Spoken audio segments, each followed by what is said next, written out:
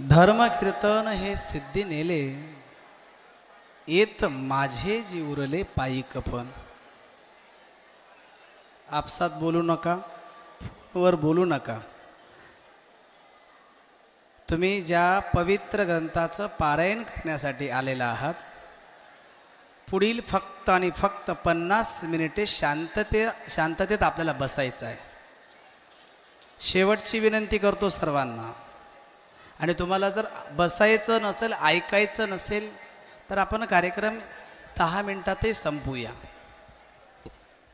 गेल्या महिन्याभरापासून आपले साधक तळमळीने हे ग्रंथराज ज्ञानेश्वरी पारायण करत आहेत. आजच्या या कार्यक्रमाच्या प्रसंगी अनेक गुरुवर्य या ठिकाणी उपस्थित आहेत. गुरुवर्यांचा, अतिथींचा मान सन्मान आम्ही वारकरी परिवारातर्फे आम्ही करणार आहोत. पण आणखी काही मान्यवर मंडळी ऑन दी वे आहेत, येत आहेत. म्हणून कार्यक्रमाच्या शेवटी आपण सत्कार समारंभ सर्वांचा करणार आहोत. आम्ही वारकरी परिवार, मला तुम्हा सर्वांना सांगायला स्वाभिमान वाटतोय, 6745 साधक ग्रंथराज ज्ञानेश्वरीचं पारायण करत आहेत. आम्हाला स्वप्नातही वाटलं नाही की आम्ही इतकी गगन भरारी घेऊ. 2 वर्ष आम्ही आळंदी येथे सांगता केली. पहिल्या वर्षी 42, दुसऱ्या वर्षी 84, तिसऱ्या वर्षी 256, चौथ्या वर्षी 1100 आणि गत वर्षी 2941 मायबाप हो, यावर्षी 6745. आमच्या परिवाराचा एकच उद्देश होता, आम्ही वारकरी परिवाराचा एकच उद्देश होता, घर तिथे ज्ञानेश्वरी, घराघरात ज्ञानेश्वरी. आम्ही संकल्प केलाय. परमपूज्य बालयोगी बालब्रह्मचारी गुरुवर्य व्यंकट स्वामी महाराज यांचं आगमन या ठिकाणी होत आहे. टाळ्यांच्या गजरात या महान विभूतीचं आपण स्वागत करावं. आपल्या सर्वांचं महत् भाग्य आहे, आपल्या सर्वांचं सौभाग्य आहे. महाराजांची उपस्थिती या ठिकाणी लाभलेली आहे. महाराजांच्या बाबतीत सांगायचं म्हणजे गुरुवर्य व्यंकट स्वामी महाराज यांचं वैशिष्ट्य असं आहे, महाराज हे ज्याच्यावर कृपा करतात, ज्याच्यावर वरदहस्त ठेवतात ना, तो भक्त सुखापासून वंचित राहत नाही. सन 2025 मध्ये महाराजांच्या पिंपळगाव येथील, जे नांदेड जिल्ह्यातील नव्हे तर मराठवाड्यातील 8 असणाऱ्या दरवाजाचं त्रिमूर्ती दत्तप्रभूचं मंदिर मराठवाड्यात तुम्हाला पाहायला मिळणार नाही. एवढं मंदिर महाराजांनी बांधलेलं आहे. 1.5 एकरच्या परिसरामध्ये महाराजांचं असणारं मंदिराचं काम आहे. आणि महाराज असणारे पुढच्या वर्षी म्हणजे 2025ला श्री राजेंद्रदास महाराज यांची शिवकथा त्या ठिकाणी आयोजित केलेली आहे. आणि राजेंद्रदास महाराज 2025ला येत आहेत मायबाप हो. आणि त्याची व्यवस्था आत्तापासून सुरू आहे. जवळजवळ 150 एकरमध्ये तो कार्यक्रम होणार आहे. आणि तुम्हाला सांगण्याला मला अभिमान वाटतोय, त्या कार्यक्रमासाठी आत्तापासून लोकांनी अन्नदान सर्वांनी देऊन झालंय. महाराज आम्हाला संधी मिळेल का? अनेक गावाने 350 क्विंटल तुरीची डाळ, एका गावाने 450 क्विंटल हरभऱ्याची डाळ, कोणी तेलाचे डब्बे, सर्व धान्य म्हणजे 7 दिवस 1.5 ते 2 लाख लोक दररोज जेवणार आहेत. एवढी व्यवस्था गुरुवर्याने केलेली आहे. गुरुवर्यांचं हे आगमन झाले, लक्षात घ्या. दुसरं वैशिष्ट्य म्हणजे महाराजांकडे गोशाळा आहे. बऱ्याच ठिकाणी गोशाळा आम्ही बघतो, पण महाराजांची गोशाळा बघितल्यानंतर मनाला एवढा आनंद झाला. अरे त्या गायींची एवढी स्वतः काळजी घेतात. गायींना पंखे लावून एवढ्या सुंदर गायी महाराजांनी तिथे ठेवलेल्या आहेत. आणि तिथे प्रत्येक गायीची काळजी घ्यायला माणसं ठेवलेले आहेत. अतिशय प्रेमाने महाराज स्पर्श करतात. त्यांच्या स्पर्शामध्येच एवढी ताकद आहे. ते या ठिकाणी आलेले आहेत. त्याचप्रमाणे या परिसराचं भूषण आम्हा सर्वांचे गुरुवर्य श्री 1008 महंत श्री पर्यागिरीजी महाराज, आनंद आश्रम डोलारा महाराजांचंही विचार या आगमन या ठिकाणी झालेलं आहे. महाराजांबद्दल काय सांगावं? सनातन धर्म सनातन विचार तळागळातल्या माणसापर्यंत पोहोचवण्याचं काम प्रियागिरीजी महाराज करतात. आणि वारकऱ्यासाठी स्वाभिमानाची गोष्ट आहे मायबाप हो, महाराजांनी आपल्या डोलारा येथील आश्रमामध्ये वारकरी शाळा सुरू केली. या महाराजांनाही मी वंदन करतो. त्याचप्रमाणे आज आपल्या इथे विशेष रूपाने स्वामी ब्रह्मानंद सरस्वती महाराज यांचं या ठिकाणी आगमन झालेलं आहे. तेलूर मठस्थान महाराज सनातनी विचार, हिंदू धर्म टिकला पाहिजे, हिंदू जगला पाहिजे, प्रत्येक घराघरात गीता भागवत गाथा पोहोचली पाहिजे, अतिशय तळमळीने महाराज धर्मज्ञान जगापर्यंत पोहोचवण्याचं कार्य करतात. त्यांचं या ठिकाणी आगमन झालेलं आहे.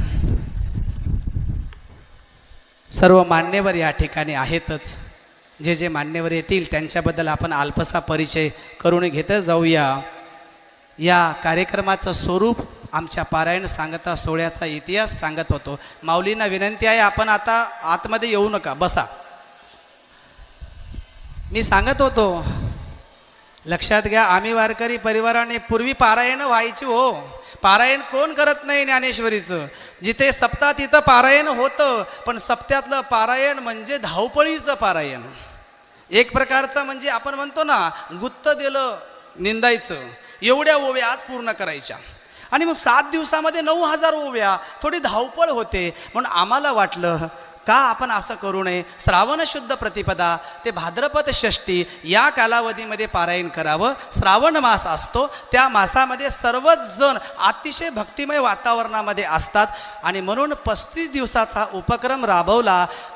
आणि साधारणतः 300 ओव्या रोज वाचायला येतात. लोकांना एका तासात होतं, शांतपणे वाचताही येतं. बरं, हे पारायण म्हणजे कुठे मंदिरात जाऊन किंवा कोणा ठिकाणी जाऊन नाही, आपल्या राहत्या घरी आपल्या देवघरात बसून पारायणाची सोय आम्ही केली. दुसरी गोष्ट आम्ही म्हटलं, बाबा काही लोकांनी आम्हाला म्हटलं, महाराज इच्छा खूप आहे हो, पण ब्रह्ममुहूर्तावर उठून सकाळी स्नान करून पारायण करणं शक्य नाही. आम्ही म्हटलं, बाबा ब्रह्ममुहूर्तावर तुला उठायची गरज नाही, तू शेतकरी आहेस, कष्टकरी आहेस, रात्री तू थकतोस भागतोस, जेव्हा तुला जाग येईल तेव्हा तू उठ, तेव्हा कर. ते म्हणले, महाराज सकाळी शक्य नाही हो, सायंकाळी जमेल का? आम्ही म्हटलं, सकाळी जमेल, दुपारी जमेल, सायंकाळी जमेल, तुझ्या सोयीच्या वेळेनुसार केव्हाही जमेल, फक्त तुला पारायण करायचं आहे, तयार आहेस का?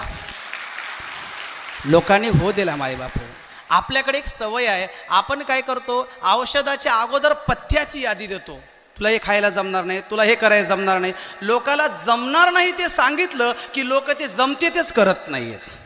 आणि आम्ही हाच सुवर्णमध्ये साधला. आम्ही म्हटलं, स्त्री पुरुष बालक वृद्ध अपंग दिव्यांग जे कोणी असेल त्याने पारायण करावं. ग्रंथराज ज्ञानेश्वरी तुमच्या घरपोच मोफत स्वरूपात गेल्या 6 वर्षापासून आम्ही वारकरी परिवार देत आहे आणि पुढेही देणार आहे. लक्षात घ्या, फक्त तुमची आम्हाला साथ हवी. आमचा संकल्प आहे, गेल्या वर्षी मी बोलून गेलो होतो, आमचा संकल्प आहे, जेवढ्या ओव्या तेवढ्या साधक.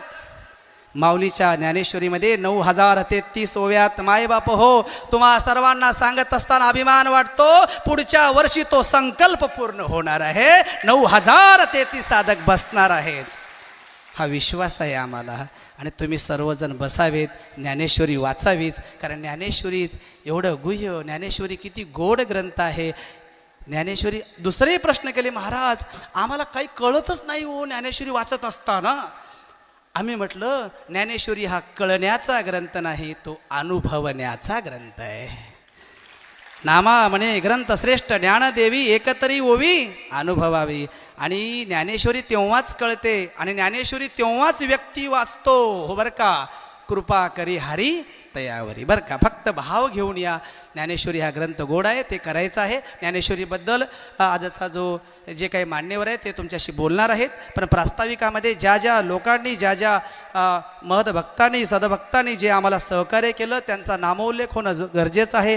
म्हणून या ठिकाणी ज्या सर्वांनी आम्हाला मदत केली त्यांचा या ठिकाणी नामोल्लेख करतो. सर्वप्रथम ज्या वास्तूमध्ये आपण बसलेलो आहोत, ज्या वास्तूमध्ये एवढा सुंदर देखणा सोहळा होत आहे, ती वास्तू आमचे आदरणीय वैकुंठवासी उद्धवराव पाटील कौडगावकर यांची ही वास्तू आहे आणि ते आषाढीची वारी कधी चुकत नव्हते, पायी वारी करत होते.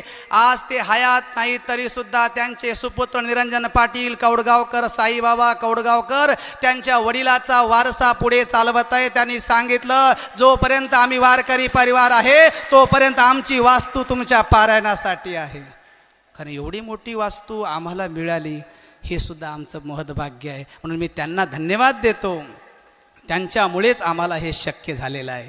गतवर्षी अनेकांनी आम्हाला ज्ञानेश्वरीसाठी, आता हे मोफत देता म्हणजे काय, कोणी एकटा घरून देत नाही, तुमच्यातलेच काही साधक असतात. गेल्या वर्षी 3000 लोकांनी ज्ञानेश्वरी इथे जाहीर केली आणि त्या मायबापाने मेमध्ये त्या ज्ञानेश्वरीसाठी पैसेही आमच्या जमा केले आणि त्याच्यात ज्ञानेश्वऱ्या आम्ही आणल्या. सुरुवातीला 3000, नंतर 500, नंतर 300, अशा 3300 ज्ञानेश्वऱ्या आम्ही वाटल्या आणि याही वर्षी आम्ही ते पुढं वाटणार आहोत. ही परंपरा खंडित होणार नाही, लक्षात घ्या. दुसरी गोष्ट, बऱ्याचशा अडचणी येतात. अन्नदानाचं काय करायचं, अनेक हात पुढे आले, माझं घ्या, मला काहीतरी सेवा करू द्या. प्रत्येकजण सांगत होतं की मला सेवा करायची आहे, मला सेवा करायची आहे. प्रत्येकजण इथे कोण काम करतोय कोणालाही सांगावं लागत नाही. आम्ही वारकरी परिवाराचं वैशिष्ट्य आहे माईबाप हो. इसवी सन 2016ला आम्ही वारकरी परिवार नावाचा ग्रुप आम्ही तयार केला. त्यावेळेस आमच्या डोळ्यासमोर एकच ध्येय होतं, आमच्या वारकरी परिवारात हा व्यक्ती केंद्रित वारकरी परिवार नाही तर हा कर्म केंद्रित वारकरी परिवार आहे. इथे मी नाही तर इथे आम्हीचा उल्लेख आहे. मी विशेष रूपाने सांगतोय. प्रत्येकाला वाटते की माझं काम आहे. जसं हिंदवी स्वराज्याचे संस्थापक छत्रपती शिवाजी महाराजांनी 16व्या शतकामध्ये 11 पातशाया महाराष्ट्रामध्ये होता तेवढ्यांच्या विरोधात जाऊन ज्यावेळेस हिंदवी स्वराज्य नाव उच्चारणं सुद्धा पाप होतं, अशक्य बाब होती, त्यावेळेस शिवाजी महाराजानं ते शक्य केलं. जे त्यांना जमलंय त्यांचाच आदर्श आम्ही घेतला आणि म्हटलं आपल्याला हे शक्य आहे. सगळे भाविक भक्त आहेत आणि म्हणून आम्ही स्वराज्यात या प्रेरणा घेऊन आमच्या परिवाराचं नाव आम्ही वारकरी परिवार असं ठेवलं आणि त्यातूनच हा वटवृक्ष पुढे जात आहे मायबाप हो. आम्हाला अनेकांनी सहकार्य केलं. विशेष रूपाने सांगतोय तुम्हाला, तुमच्या प्रत्येकाला कॉल करणे, तुम्हाला प्रत्येकाला मॅसेज करणे, प्रत्येकाचा संपर्क नोंदवणे, याद्या बनवणे, रात्री बेरात्री तुम्हाला पारायणाबद्दल कसली अडचण येऊ द्या ते सोडवण्यासाठी आमची जी टीम होती ना ती सदैव तयार होती मायबाप हो. मी त्यांच्या ऋणात आहे. खरं म्हणजे मी कोणीच नाही आहे. माझा भगवान असेल, बालू असेल, शिवा असेल, सोपान असेल, अरे किती जणाचे नाव घ्यावी. आमचा राहाटीचा गोविंद तर अगदी वेडापिसा झाला होता. कशासाठी? साधकांना कॉल करायसाठी. जिथे भेटेल तिथे त्याचा कॉल सुरू होता. माऊली रामकृष्ण हरी, मी आम्ही वारकरी परिवारातील सदस्य बोलतोय, असा कॉल तुमच्याकडे आला असेल बरं का. आमच्या लेकरांनी एवढी मेहनत घेतली. मी त्यांच्याबद्दल काय सांगायचं, काय बोलायचं.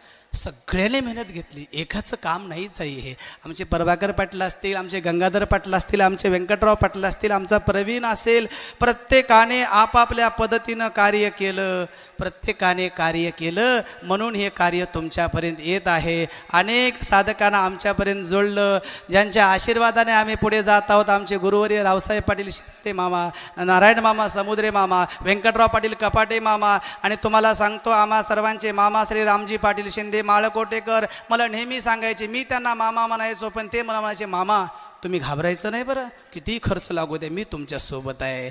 मला वाटतं माझं गाव आजुळा आहे, मी कधी गेलो नाही, पण माळकोट्याला मी आल्यावर गेल्याशिवाय राहत नाही, कारण तिथे माझे मामा राहतात. त्यांनी सांगितलं काही लागू द्या खर्च. आणि मायबाप हो, मामानं सांगितलं पुढील वर्षी ग्रंथराज ज्ञानेश्वरीसाठी माझ्याकडून बालू मामाने सांगितलं पुढील वर्षी ग्रंथराज ज्ञानेश्वरीसाठी 500 ज्ञानेश्वरी माझ्याकडून मी दान देणार आहे. अरे असे ज्ञानेश्वरी देणारे ज्ञानेश भक्त आहेत, म्हणून हा आमचा ज्ञानयज्ञ सुरू आहे. मायबाप हो, त्यांनाही मी धन्यवाद देतो. आमच्या दादाने आम्हाला प्रेम केलं, सत्काराचं सगळं भार त्याने दिलं. या वयात सुद्धा आमच्याकडे म्हटलं मी सगळं करतो राम, तुम्ही तिकडचं काम करा. हारा आणणे, शाली आणणे, आम्हाला नेहमी आशीर्वाद देणे सगळं दादाने केलं. मिरवणुकीची तयारी आमचे प्रभाकर पाटील असतील, व्यंकट महाराज असतील, गंगाधर महाराज असतील, सर्वांनी केलं. महाराज सर्वांच्या सहकार्याने होत आहे. मायबाप हो, तुमच्या समोर सांगायला मला अभिमान वाटतोय. ज्या वास्तूमध्ये उभे आहोत ती कौडगावकरांची वास्तू आहे आणि या वास्तूमध्ये हे असणारं पारायण सुफल होण्यासाठी ज्या गावकरी बांधवांनी अतिशय कष्ट घेतले, आमची कौडगावकर मंडळी, मी त्यांच्या ऋणात आयुष्यभर राहीन. मी त्यांचे ऋण कधीही विसरू शकणार नाही. इथे प्रत्येकाला कधीही सांगा, बॅनर लावायचं काम असेल, स्वयंपाकाचं काम असेल, कोणतंही काम असेल ते करायला तयार असतात. असे आमचे कौडगावकर मंडळी. स्वयंपाकाची देखरेख गंगाधर पाटील असतील, शिवाजी पाटील असतील. अहो इथे वाटतच नाही की हे तुमचं काम आहे, प्रत्येकाला वाटतं माझं काम आहे. एवढ्या आनंदाने हे काम करत आहेत. सर्वजण अतिशय चांगल्या पद्धतीने कार्य केले. आमचा वारकरी परिवाराचा उद्देश चिंतन पाठवण्याचा. प्रत्येकजण चिंतन पाठवत होते. मग प्रवीण असेल, निलेवाड माऊली असेल, व्यंकटराव असतील, प्रभुदादा असेल, अनेकाने दररोज चिंतन पाठवले. तुमच्यापर्यंत ऑडिओची व्यवस्था, व्हिडिओची व्यवस्था, दररोज पुढच्या अध्यायाचं थोडक्यात निरूपण माझ्याकडून व्हायचं, त्याचा व्हिडिओ बनवण्याचं काम माझा बंधू गणेश पवार यांच्याकडून रोज व्हिडिओ बनवणे, लिंक पाठवणे, ग्रुपवर पाठवणे, साधकांना सोयीचं व्हावं, यासाठी प्रत्येक प्रकारचे कष्ट आमच्या सर्व बांधवांनी केलेले आहेत. त्या सर्वांच्या प्रती मी कधीही उत्तराई होऊ शकत नाही. ही रांगोळी जी बाहेर काढलेली आहे, माझी बहीण प्रिया पांगरेकर, तिला 9 तास रांगोळी काढायला लागले. एवढी सुरेख रांगोळी तिने काढलेली आहे.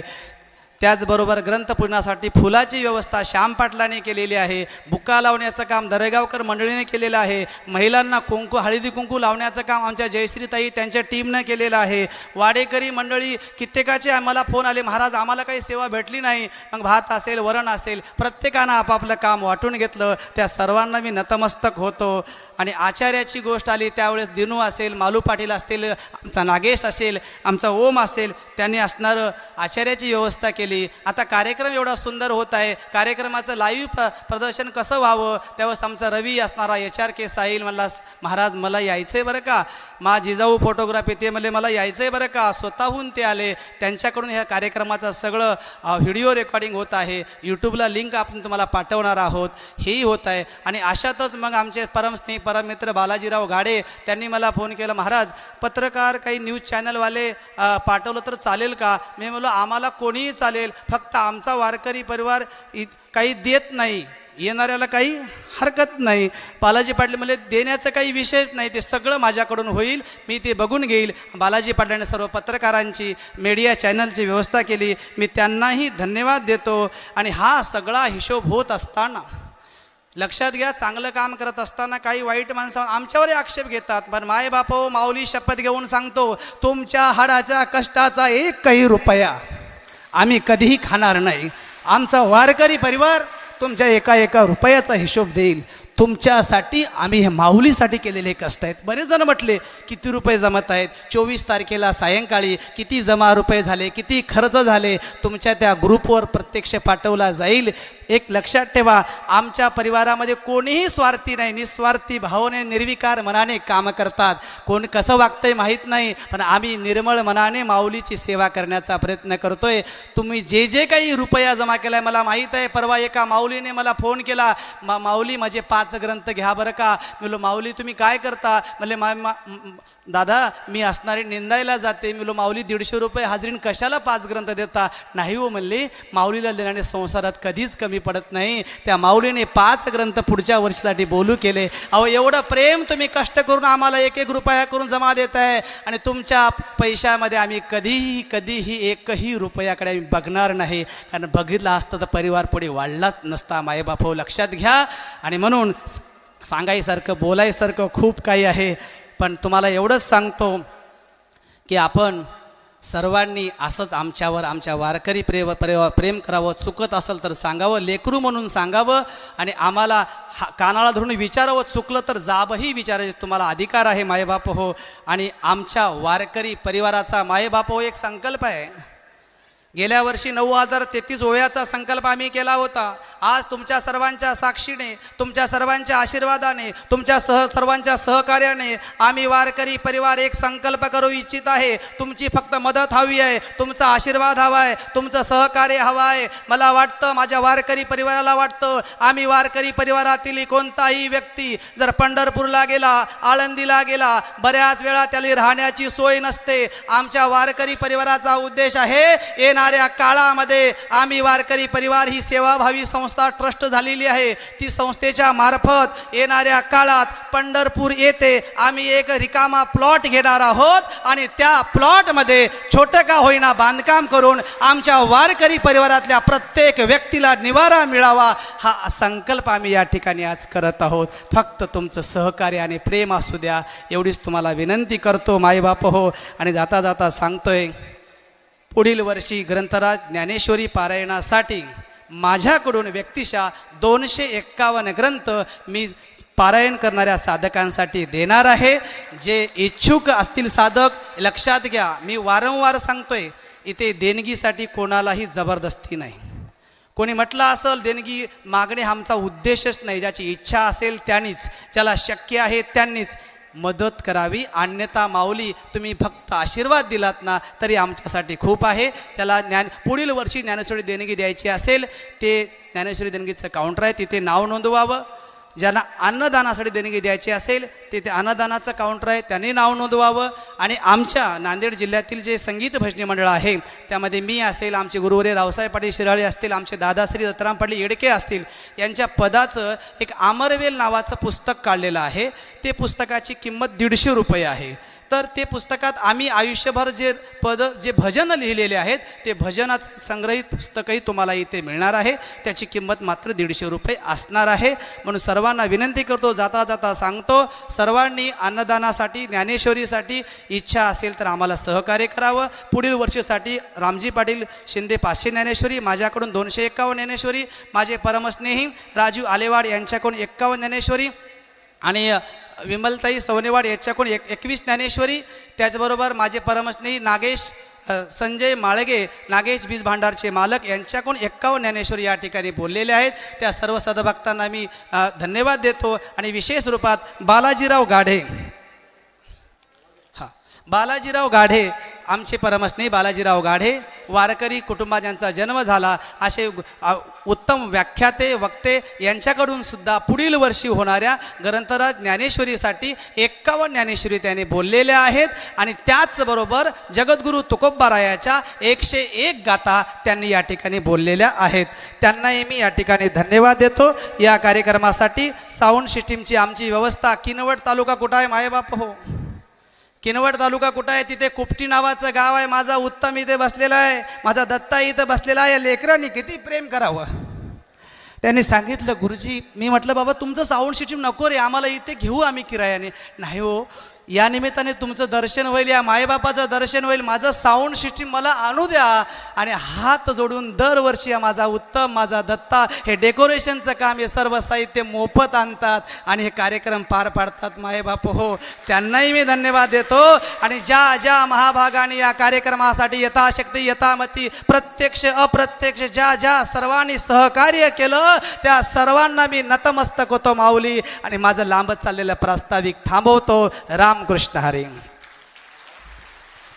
आणि डॉक्टर सावरगावकर साहेबांना आमचा हा उपक्रम आवडला आणि त्यांनी आम्हाला बोलवलं आणि म्हटलं, आम्ही वारकरी परिवार, एवढा चांगला परिवार, ज्ञानेश्वरी असणारा पारायण सांगितलं. तुमच्या आम्ही वारकरी परिवाराची मी PDF बघितली. त्या PDF मध्ये 6745 साधक आहेत. त्या साधकांना पुढील वर्षी पारायण होईपर्यंत, पुढील वर्षीचं पारायण होईपर्यंत कसल्याही प्रकारचा आजार होऊ द्या, मग तो कावीळ असेल, वात असेल, मूळव्याध असेल, मुतखडा असेल, यव्हान डिलेव्हरी सुद्धा असेल, अपघात असेल, त्या सर्वांचा इलाज मोफत स्वरूपात वाजेगाव येथे केला जाईल. मी डॉक्टर सावरगावकर साहेबांना धन्यवाद देतो. साहेब, माझा वारकरी परिवार हा गोरगरिबांचा परिवार आहे, कष्टकरी परिवार आहे. तुमच्यासारखे असे समाजसेवक आमच्या सोबत आहेत. माझा वारकरी परिवार तुम्हाला लाखोचा आशीर्वाद दिल्याशिवाय राहणार नाही.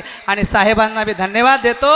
आणि साहेबांनी एक सांगितलं, तुमच्या या उपक्रमात आज मी तुमच्या परिवारातला आहे. पुढील वर्षी माझ्याकडून 500 ज्ञानेश्वरी मी दान देणार आहे. साहेबांना मी नतमस्तक होतो. आणि समस्त आम्ही वारकरी परिवाराच्या वतीने मंचावर उपस्थित सर्वांना मी नतमस्तक होतो. आणि मायबाप साधक बंधूंना नतमस्तक होतो. मायबाप हो, जगात आम्ही या दुनियेमध्ये तुम्हाला सगळं मिळेल, पण एवढं प्रेम तुम्ही लाख रुपये जरी खर्च केलं तरी मिळणार नाही. ते प्रेम या ज्ञानेश्वरी पारायणात मिळेल. म्हणून या प्रेमाला तुम्ही पात्र झाला, तुम्ही नशीबवान आहात, तुम्ही भाग्यवान आहात. अशीच साथ आम्हाला आयुष्यभर राहू द्यावी हीच विनंती करतो आणि थांबतो. रामकृष्ण हरी. ह्या साऱ्या जगाला कीर्तनाच्या माध्यमातून ज्ञानाचा संदेश देणारे संतश्रेष्ठ जगद्गुरू नामदेव महाराज, आज आपण ज्या पारायणाच्या सांगता सोहळ्याला जमलोय, ज्यांनी गीता सोप्या पद्धतीनं आणि वेगळ्या पद्धतीनं समाजाला सांगितली, भाषांतर नव्हे, त्याच्यावरती मी पुढे बोलणार आहे. तर एक टीका म्हणतो आपण त्याला, ती केली. आणि जगाला गीता समजून सांगण्याचं ज्यांनी काम केलं, उपदेश केले, ते संतश्रेष्ठ ज्ञानेश्वर माऊली, जगद्गुरू तुकोबाराय, या सर्वांच्या चरणावरती नतमस्तक होतो. आजच्या या कार्यक्रमाला उपस्थित हरिभक्तपरायण पिंपळगाव मठाचे माननीय हरिभक्तपरायण व्यंकट स्वामी महाराज, त्याचबरोबर डोलारा मठ संस्थानचे महंत स्वामी प्रयागगिरी महाराज, त्याचबरोबर हरिभक्तपरायण ब्रह्मानंद सरस्वती महाराज तेलूर मठाचे आणि या कार्यक्रमाला उपस्थित असलेले ज्यांच्यामुळं हा कार्यक्रम होतोय ते आमचे मित्र माननीय राम पांगरीकर यांच्या पुढाकारातून हा कार्यक्रम होतोय. ते हरिभक्तपरायण राम महाराज पांगरीकर, ज्यांच्यामुळं या ठिकाणावरती येता आलं ते माननीय हरिभक्तपरायण गंगाधररावजी हंबर्डे माझ्या गावातील. त्याचबरोबर या कार्यक्रमाचं हा सभागृह ज्यांनी उपलब्ध करून दिलं ते माझे दादा माननीय निरंजनजी कोडगावकर, आणि या कार्यक्रमाचं संचलन जे करत आहेत ते माननीय व्यंकटराव पाटील, आणि मंचाच्या समोर बसलेले सर्वच साधक. अधिक वेळ घेणार नाही, फक्त 5 ते 7 मिनिटाचा वेळ मी आपल्यासमोर घेणार आहे, कारण बराच वेळ झालेला आहे, अनेक वक्ते इथं बोलणार आहेत. ज्ञानेश्वर माऊलींनी ज्ञानेश्वरी ज्यावेळेस लिहिली त्यावेळेला ती ज्ञानेश्वरी लिहित असताना ही ज्ञानेश्वरी 700 ओव्यांच्या गीतेचं भाषांतर नाही, तर त्या 9033 ओव्या ज्या ज्ञानेश्वर माऊलींनी या ज्ञानेश्वरीच्या माध्यमातून समाजासाठी लिहिल्या, तर गीतेच्या निर्मितीमध्ये आणि ज्ञानेश्वरीच्या निर्मितीमध्ये फरक आहे. कारण गीतेची निर्मिती ही कुरुक्षेत्रावरती युद्धस्थळी झाली, ज्या वेळेला अर्जुनानं शस्त्र टाकून दिलेले आहेत, समोर सगळे गुरु दिसत आहेत, आप्तस्वकीय दिसत आहेत, आणि जगाच्या पाठीवरचा कुठलाच धर्म हा गुरुला मारा म्हणून म्हणत नाही, जगाच्या पाठीवरचा कुठलाच धर्म आप्तस्वकीयांना मारा म्हणत नाही. तेव्हा अर्जुनानं शस्त्र टाकले, त्यावेळेला त्या युद्धस्थळी गीता सांगितली. पण या गीतेच्या पाठीमाग आपण गेलं पाहिजे. ज्ञानदेव तू कैवल्यम ज्ञानाम मोक्षाः, म्हणजे वेदांची निर्मिती या जगामध्ये झाली आणि वेद निद्रिताचा गुरु असं म्हटलेलं आहे. वेद कधी सांगण्यात आले? ज्या वेळेला निद्रावस्थेमध्ये विष्णू भगवान होते त्यावेळेला ते वेद आले. आणि मग वेद म्हणजे काय तर विद्या. आणि मग मोक्ष कुठून प्राप्त होतो तर ज्ञानम मोक्षाः, म्हणजे ज्ञानातून मोक्षाची प्राप्ती होते. तर पण हा मोक्ष, ते ज्ञान, ते वेद कुणाला वाचण्याचा, ते संस्कृतातले होते, ती सगळ्यांना येत नव्हती, किंवा तो वाचण्याचा, ते समजण्याचा, त्याचं नामस्मरण करण्याचा किंवा त्याचं पठण करण्याचा अधिकार हा सगळ्यांना होता का तर नाही. आणि म्हणून ज्ञानेश्वर समन्वयाचार्य ज्ञानेश्वर माऊली असं म्हणतात, वेदू संपन्न होय ठाई परिकृपणो ऐसा नाही, जो कानी लागला तिही वर्णाच्या. ज्ञानेश्वर माऊलींनी सांगितलंय की वेद कुणाच्या कानी लागलेला आहे? फक्त 3 वर्णाच्या कानी लागलेला आहे, नवे एकाच वर्णाच्या कानी लागलेला आहे. मग हे जर ज्ञान सर्वसामान्यांना मिळालं नाही, शूद्राती शूद्रांना मिळालं नाही, आणि जर हा अधिकार वेद पठणाचा सामान्यांना मिळाला नाही, तर यांच्या मोक्षप्राप्तीचं काय? स्त्रियांच्या मोक्षप्राप्तीचं काय? आणि म्हणून पुढं ज्ञानेश्वर माऊली असं म्हणतात, एरा भव व्यथा ठेलिया स्त्री शूद्राधिक प्राणिया अनवसर मांडूनिया राहिलासी. आणि म्हणून स्त्री शूद्र अगदी सर्वसामान्यांना, अगदी वेशेला सुद्धा, अगदी शूद्राती शूद्रांना सुद्धा हे ज्ञान मिळालं पाहिजे आणि त्यातून मोक्षाची प्राप्ती झाली पाहिजे. आणि म्हणून सर्वसामान्यांसाठीही ज्ञानेश्वरी आली पाहिजे. आणि मग कशा पद्धतीनं? तर त्यांनी सांगितलंय की कुल जाती वर्ण हे अवघेची आकारण येत भक्तिपूर्ण सरे जाती अप्रमाण. म्हणजे मग तो कुठल्या जातीचा असेल, धर्माचा असेल, हे सगळं अप्रमाण आहे. भक्ती फक्त शुद्ध आहे आणि मग तो भक्ती कुणीही करू शकतो. इथं सगळ्यांना अधिकार आहे. आणि मग ती भक्ती कशी आहे, कशा पद्धतीनं केली पाहिजे, कुणाची खरी आहे, कुणाची खोटी आहे, हे सांगण्यासाठी ज्ञानेश्वर माऊलींनी दृष्टांताचा पाऊस पाडला. दृष्टांतांचा पाऊस पाडला ज्ञानेश्वर माऊलींनी.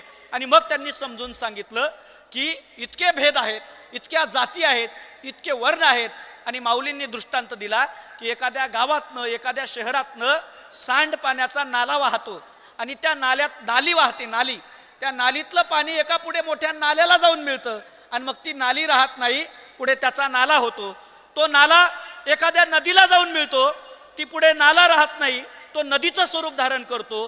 ती नदी पुढे समुद्राला जाऊन मिळते आणि मग समुद्रात जाऊन मिळाल्यावरती ती नदी राहत नाही, समुद्र होते. आणि मग त्या समुद्राला सगळ्या नाली, सगळे नाले, अनेक नद्या तिथं येऊन मिळतात. मग ती म्हणत नाही मी गोदावरीचं पाणी आहे, दुसरी म्हणत नाही मी गंगा आहे, कुणी म्हणत नाही घाण नाल्यातलं पाणी आहे.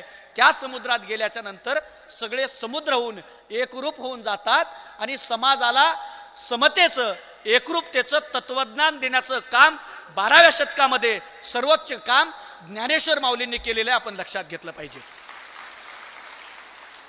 आणि म्हणून हे करत असताना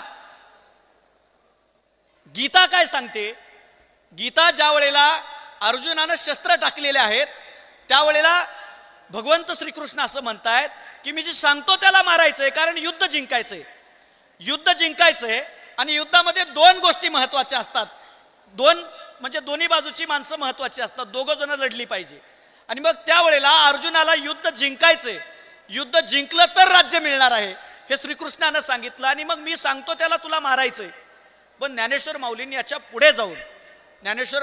पुढे जाऊन मानवतेचं उच्च कोटीचं तत्वज्ञान या ज्ञानेश्वरीच्या माध्यमातून मांडलेलं आहे. ज्ञानेश्वर माऊलींनी जे खळांची व्यंकटी सांडो तया सत्कर्मी रती वाढो भूता परस्परे पडो मैत्र जीवांचे, हे जे पसायदान मांडलं, श्रीकृष्णानं पुढच्या शत्रूला मारायला सांगितलं. पण ज्ञानेश्वर माऊली काय म्हणतात? खल प्रवृत्तीचा नाश करायचा आहे.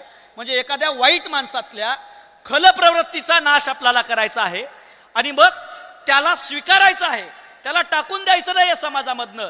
त्याच्यातल्या खल प्रवृत्तीचा नाश झाला की मग त्याला स्वीकारून त्याच्यामधला सत्कर्म वाढवायचंय, त्याच्यातला विवेक वाढवायचा आहे. आणि त्याच्या साधनेतनं जेव्हा तो विवेकी सत्कर्मी होईल, मग तो शत्रू असेल कुणी का असना भूता परस्परे पडो मैत्र जीवांचे, आणि मग असा एकरूप समाज तयार करायचा आहे असं ज्ञानेश्वर माऊलींनी सांगितलेलं आहे. शेवटच्या मुद्द्याकडे येतो. बांधवांनो, सध्या देशामध्ये धर्मयुद्ध चाललेलं आहे. दोन युद्ध होत असताना जसे दोन लोक लागतात, एका बाजूला कौरव होते, दुसऱ्या बाजूला पांडव होते, या दोघांचं युद्ध चाललेलं होतं. सध्याही देशामध्ये धर्मयुद्ध चाललेलं आहे. मग आपण सगळेजण हिंदू आहोत, तर आपण हिंदू आहोत तर आपलं युद्ध कुणासोबत आहे? कुणासोबत आहे सांगा? कुणासोबत आहे? हा, मुस्लिम. तर आता पहा की गीता ही धर्मयुद्धाच्या कुरुक्षेत्रामध्ये निर्माण करण्यात आली. गीता ही धर्मयुद्धाच्या कुरुक्षेत्रामध्ये निर्माण करण्यात आली आणि मग तिथं धर्मयुद्ध झालं. बरोबर आहे, धर्मयुद्ध झालं ना. आता रामायणामध्ये सुद्धा धर्मयुद्ध झालं. राम हा क्षत्रिय होते, राम भगवान, आणि त्याच्या विरोधामध्ये जो शत्रू होता तो रावण कोण होता? दशग्रंथी ब्राह्मण होता. हिंदू मुस्लिम होते का? नव्हते. रावण कोण होता? दशग्रंथी ब्राह्मण होता एकदम. आणि हे दोघांचं युद्ध झालं. कुरुक्षेत्रावरती कौरव आणि पांडव, पांडव हिंदू होते तर कौरव कोण होते? मुस्लिम होते का? तर धर्मयुद्ध म्हणजे दोन धर्मांमधलं युद्ध नाहीये, तर धर्माचं अधर्माच्या विरोधामध्ये, नीतीचं अनितीच्या विरोधामध्ये आणि सत्याचं असत्याच्या विरोधामध्ये जे असतं त्याला धर्मयुद्ध म्हणतात. त्यामुळं जर कोणी जर कोणी अशा पद्धतीनं धर्माच्या नावावरती आपल्यामध्ये फूट पाडत असेल तर आपण एकत्रित आलं काय पाहिजे. कारण ज्ञानेश्वर माऊलींनी विठ्ठलाला भजायला सांगितलं आणि मग ज्ञानेश्वर माऊलींनी लावलेलं ही वारकरी संप्रदायाची पताका पुढे भारताच्या बाहेर 7 समुद्राच्या पलीकडे गेली आणि जगद्गुरु तुकोबारायांनी सकळांशी येते आहे अधिकार असं सांगून ठेवलेलं आहे. आणि म्हणून संत शेख महम्मद महाराज श्रीगोंद्याचे त्यांनी ज्या वेळेला मूर्तीपूजा मुस्लिम धर्मामध्ये करत नाहीत, पण संत शेख महम्मद महाराजांनी यज्ञ घातला आणि त्याच्यामध्ये 50 संतांची यादीच दिली जे सगळे खान पठाण आहेत आणि ज्यांची वारी आता सुद्धा पंढरपूरला जाते. त्यामुळं हा वारकरी संप्रदाय राम गुरुजी, मी खरं तर तुमचा आभार व्यक्त करतो. आपण या सगळ्यांच्या माध्यमातून ज्ञानेश्वर माऊलींची गाथा, ज्ञानेश्वर माऊलींची ही ज्ञानेश्वरी लोकांपर्यंत आपण घेऊन जातोय आणि एकतरी ओवी अनुभवावी ती आपण अनुभवतोय. लोकांनी स्वतःतल्या खलप्रवृत्तीचा नाश करावा, एकत्रित यावं, गटातटांच्या पलीकडे जाऊन हे समजून घ्यावं, जाती धर्माच्या पलीकडे जाऊन समजून घ्यावं. नाहीतर आपल्याकडे सुद्धा अनेक लोक आहेत की याच्यामध्ये सुद्धा राजकारण करणारे. पण हा इतका मोठा प्रचंड कार्यक्रम होतोय, यामध्ये गुरुजी मी आपलं मनापासून धन्यवाद देतो, अभिनंदन करतो.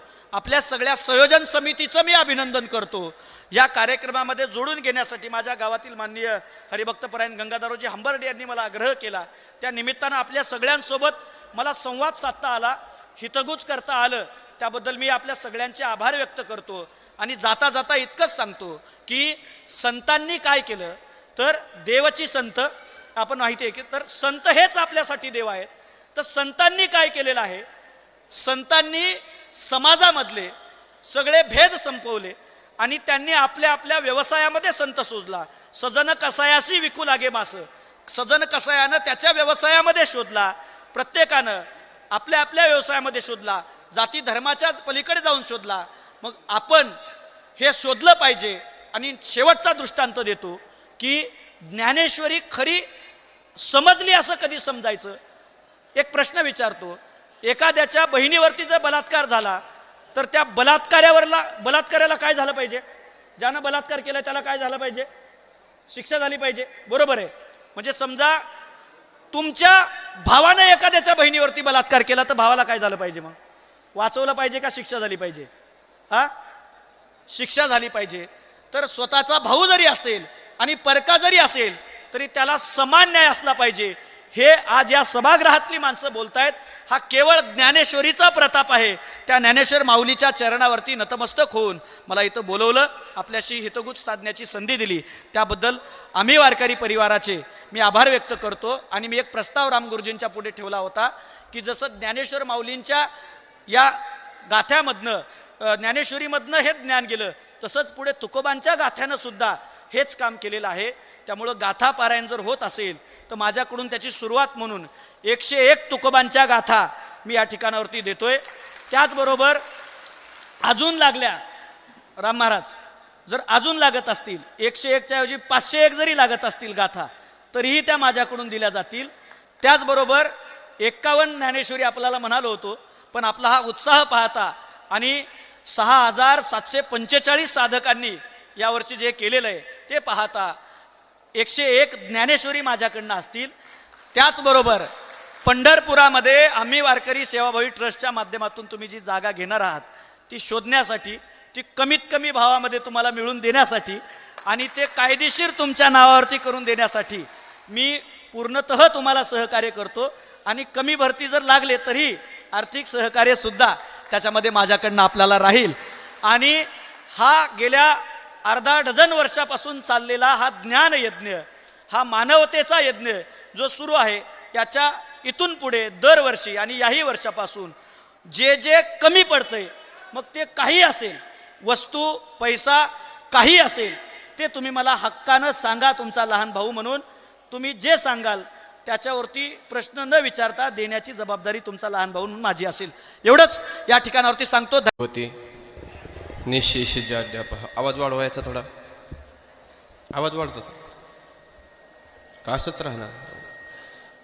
निशेषजाड्यापह मुक्त कैवल्य तेजोनिधी भगवान श्री ज्ञानोबराय अखिल परमार्थ विश्वाच्या रुधिरामध्ये व्याप्त असणारे जगद्गुरु श्री तुकोबराय शांती ब्रह्मसी नात्राया आदी करून सर्व संत महंताच्या चरणाला अभिवादन. व्यासपीठावर उपस्थित असलेले गुरुवर्य यांच्या चरणाला अभिवादन करून मस्तक माझे पायावरी या वारकरी संतांच्या. आध्यात्मिक क्षेत्रामध्ये अनेक प्रकारच्या साधना असतात. काही साधना गतिमान असतात, काही साधना ह्या मंद गतीने चालणाऱ्या असतात. काही साधना जन्मोजन्मी करूनही परिणाम करत नाहीत आणि काही साधना मात्र तीक्ष्ण लगेच तुम्हाला तत्काल परिणाम देतात. तर मी सांगतो माय बापा हो ऐका, परमार्थ क्षेत्रामधील सगळ्यात श्रेष्ठ सगळ्यात उच्च प्रतीची जर साधना कुठली असेल तर ती म्हणजे ज्ञानेश्वरीचं पारायण आहे. ज्ञानेश्वरीच्या पारायणामधली सगळ्यात पहिली अडचण जर काय असेल तर लोक म्हणतात ती समजत नाही. लोक काय म्हणतात? ती समजत नाही. मला सांगा, तुकोबाराय म्हणतात, तुका म्हणे नेनो युक्तीची ती खोली. तुकोबारायांना ज्या युक्तीची खोली समजत नाही, तुम्हाला समजणार आहे का? आणि जर तुम्हाला ज्ञानेश्वरी समजली, तुम्ही संत होतात ना. 2 पारायणामध्ये जर तुम्हाला ज्ञानेश्वरी समजायला लागली तर तुम्ही संत होता. 2 पारायणामध्ये समजत नाही मायबाप. ज्ञानेश्वरी वाचत असताना एकच भाव अंतकरणामध्ये ठेवा. एकच भाव कुठला? हे शब्द माझ्या माऊलीच्या ओठाला स्पर्श करून आलेले आहेत आणि ते शब्द मी आज वाचतोय. माझ्या ज्ञानोबरायाच्या मुखातून हे शब्द आलेत आणि ते आज मला वाचायला भेटतात. याच्यापेक्षा मोठं भाग्य मला तरी पृथ्वीवर दुसरं आढळत नाही. सगळ्यात मोठं भाग्य परमार्थामधलं. मी राम महाराजांना विशेष धन्यवाद देईन. धन्य माता पिता तयाची. खरोखर राम महाराज तुमच्या आई वडिलाची पुण्याई आहे की तुमच्या हाताने हे एवढं मोठं कार्य घडतंय. संप्रदायाचा थोडा जरी विचार केला आपण, वेळ आपल्याकडे जास्त नाही तरी पण ऐका, आपल्या संप्रदायाचा दळभद्रीपणा ज्ञानेश्वरी आणि गाथ्याकडे पाठ फिरवण्याचा उद्योग आपल्या लोकांनी चालू केला. विचार करत नाही कोणी. तुम्ही जसं पारायण केलं तसे चांगले लोक पारायण करीत नाही, चांगल्याच्या नशिबामध्ये नाही. असो, आम्हाला विषय देण्यात आला होता बोलण्याकरता की ज्ञानेश्वरीतले दृष्टांत सांगा. ज्ञानेश्वरीमध्ये 9023, 36 अशा थोड्याफार फरकाने ओव्या मानल्या जातात. त्याच्यामध्ये 4500 ओव्यामध्ये दृष्टांत आलेले आहेत. 4500 ओव्यामध्ये जर तुम्हाला 1-2 दृष्टांत सांगतो आणि माझ्या वाणीला मी पूर्ण विराम देतो. 12व्या अध्यायामध्ये भक्तियोग सांगत असताना अर्जुनाने प्रश्न विचारला देवाला, देवा सगळ्यात श्रेष्ठ भक्त कोण? तुला सगळ्यात श्रेष्ठ भक्त कोणता वाटतो?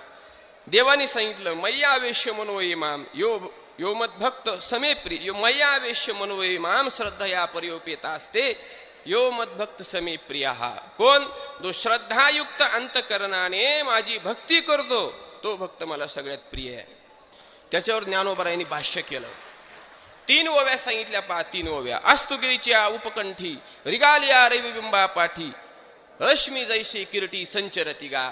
जशा प्रकारे सूर्य मावळायला गेल्यानंतर त्याच्या मागे त्याचे किरण जातात. एक दृष्टांत दिला का, वर्षा काळी सरिता जैशी चढो लागे पंडुसुता तैशी नित्य नवी भजता श्रद्धा दिसे.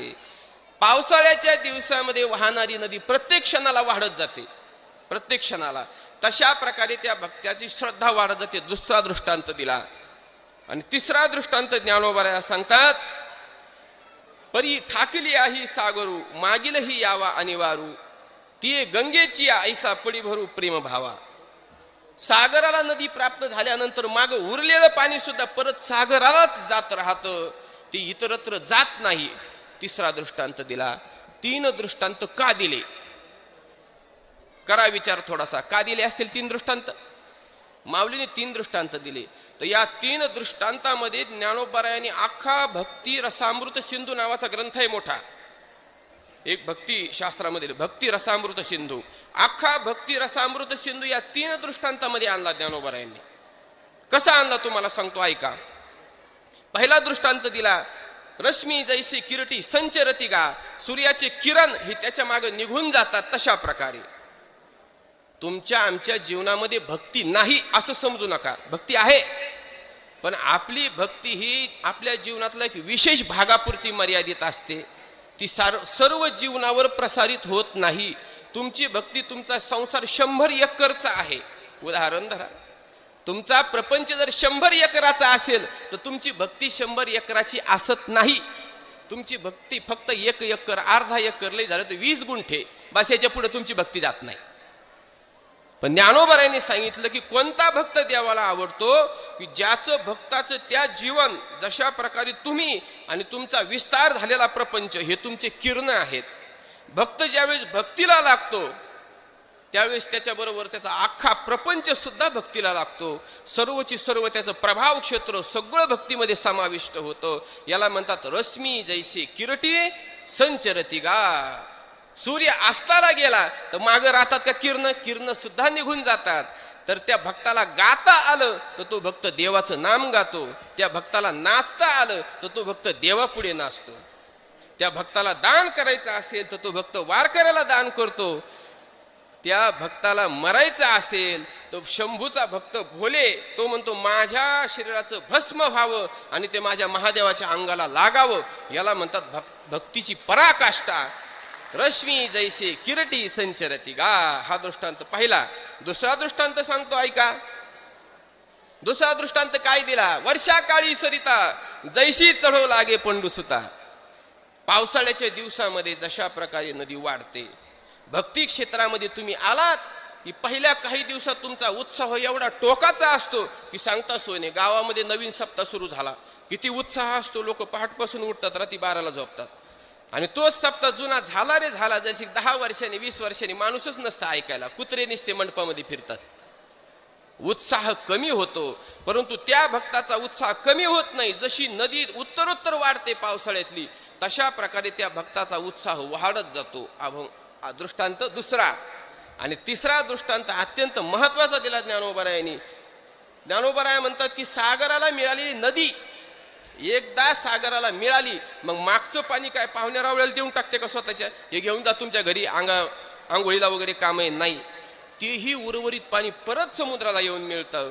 एखादा भक्त स्वरूपाला प्राप्त झाला, त्याला ब्रह्मज्ञान झालं, तो विलीन झाला परमात्म्याच्या स्वरूपामध्ये, मग उर्वरित आयुष्यामध्ये काय करतो? उर्वरित आयुष्यामध्येही तो भक्तीच करतो. आमच्या संप्रदायाचं मोठेपण आहे. बाकीच्या संप्रदायामध्ये, आता बाकीचा विषय घेत नाही, तो विषय सोडून द्या, परंतु सगळीकडे उपदेश हा फक्त ब्रह्मज्ञान होईपर्यंत आहे. ऐकताना तुम्ही, उपदेश हा कुठपर्यंत आहे? ब्रह्मज्ञान होईपर्यंत. ब्रह्मज्ञान झाल्यावर तुम्हाला उपदेश इतर संप्रदायामध्ये आढळत नाहीत. वारकरी संप्रदायाचं मोठेपण सांगतो. या ठिकाणी तुकोबराया सांगतात, लाविले दमावे मुक्त आणि मुमुक्षा. नाही समजलं तुम्हाला? लाविले दमामे मुक्त आणि मुमुक्ष याचा अर्थ आमच्याकडे बद्धा करता उपदेश आहे, मुमुक्षु करताही उपदेश आहे. पण एखादा ब्रह्मज्ञानी मुक्त होऊन बसला त्याच्या करताही आमच्याकडे सामान आहे. त्याच्याकरता सामान आहे आमचा अमृत अनुभव. ज्ञानोबारायाचा अमृत अनुभव हा मुक्त पुरुषाने वाचावा असा ग्रंथ आहे. मुक्ता करताही आमच्याकडे भांडवल आहे, मुक्ता करताही. तिसरा दृष्टांत ज्ञानोबाराने सांगितला, एखादा भक्त परिपूर्ण अवस्थेला प्राप्त झाला तरीही उर्वरित आयुष्यामध्ये तो काय करतो? माझे जीवीची आवडी पंढरपुरा नेईन गुढी, पांडुरंगी मनरंगले, गोविंदाचे गुणी विधिले. हे वैभव संपन्न असा आपला संप्रदाय आहे. आणि तुम्ही सर्व भाग्यवान, पुण्यवान. फक्त एकच संकल्प करा, मायबापा हो, एक पारायण झालं म्हणजे आता संपलं असं गृहीत धरू नका. इथंच संकल्प घ्या पुढील पारायणाचा. 12 महिने महिन्याला पारायण करीत राहा. एक वाक्य सांगतो, माझी वाणी थांबवतो. तुम्ही ज्ञानेश्वरी हातामध्ये घ्या. तुम्ही ज्ञानेश्वरी हातामध्ये घ्या. ज्ञानोबाराय तुमचं जीवन हातामध्ये घेतात. तुम्ही काय करा? ज्ञानेश्वरी स्वतःच्या हातात घ्या. ज्ञानोबाराय तुमचं जीवन हातामध्ये घेतात. बस याच्यापेक्षा कुठलंही भाग्य नाही. धन्यवाद. रामकृष्ण हरी.